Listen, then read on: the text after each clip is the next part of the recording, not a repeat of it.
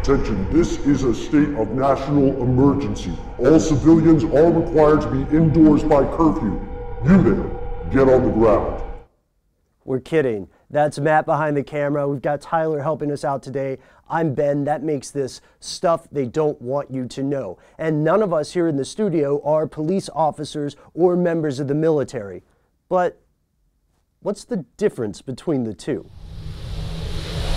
You can turn back now or learn the stuff they don't want you to know. First, let's look at some context. Now, you have probably heard of a SWAT team. That stands for Special Weapons and Tactics. SWAT teams were not always around, but when they became a thing, they weren't even used that often until the 1980s. Until the 1980s, you would see SWAT teams rarely. They were involved in really high potential calamity situations. We're talking about hostage negotiations, bank robberies, kidnappings, the really messed up stuff. And by most accounts, these professionals would usually do a good job of, stabilizing the situation as best they could. In the 1980s, what changed is the war on drugs. Tonight, I can report to you that we've made much progress.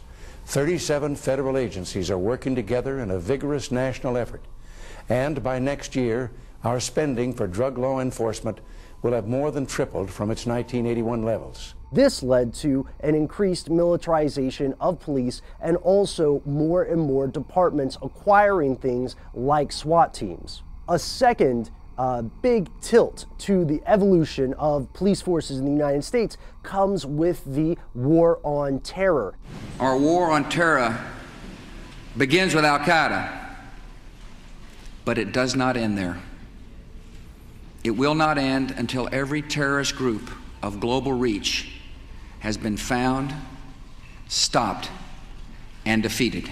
In the wake of September 11th and the establishment of the Department of Homeland Security, more and more local police forces began acquiring military surplus. In other cases, and this is something that the opponents of militarization argue, we're seeing things that seem maybe unnecessary, maybe gratuitous for a police precinct somewhere in North Dakota to have an armored vehicle with a rotating turret in a place that has 2 murders a year on average. But even before September 11th, the U.S. Congress was working on improving access to military hardware for law enforcement agencies. As a matter of fact, in 1997, they started something called the 1033 program, which came through an agency in the Pentagon called the Law Enforcement Support Program. And what this did through grants and subsidies and just herding through paperwork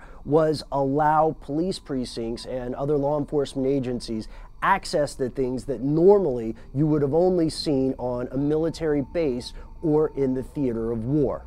By 2005, over 17,000 police agencies had been working with this program. We're talking hundreds of aircraft, thousands of rifles, grenade launchers, stuff like that, not just the typical service pistol. Now, this isn't always a bad thing. To supporters of these programs, they would argue, in fact, that this increased militarization has reduced crime. But opponents don't agree with that at all. Like the think tank Cato Institute is probably one of the biggest, most vocal opponents of this militarization. And the reason that they are opposed to this is that they think there is a mission creep. Mission creep is a term that describes how an ordinary or the original objective of a mission slowly widens and widens and widens and widens until it becomes something else. So for instance, imagine a group that was tasked with stopping one incident of a drug raid, right? Or a drug ring, and then that expands, to other jurisdictions, other drug rings, until all of a sudden, boom, it's a war on drugs, the idea of drugs, or the idea of terror.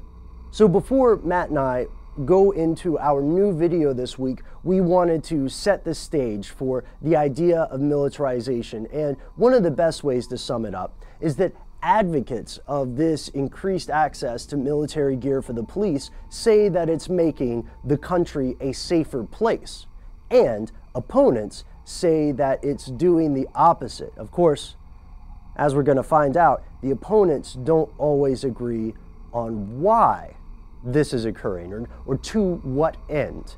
And this is by no means something restricted to the United States. So let's end it there on the question that we hope to answer later this week. Why is this happening exactly? Why is your local law enforcement getting armor-piercing rounds and MRAPs and grenade launchers? Thanks so much for watching. Stay tuned.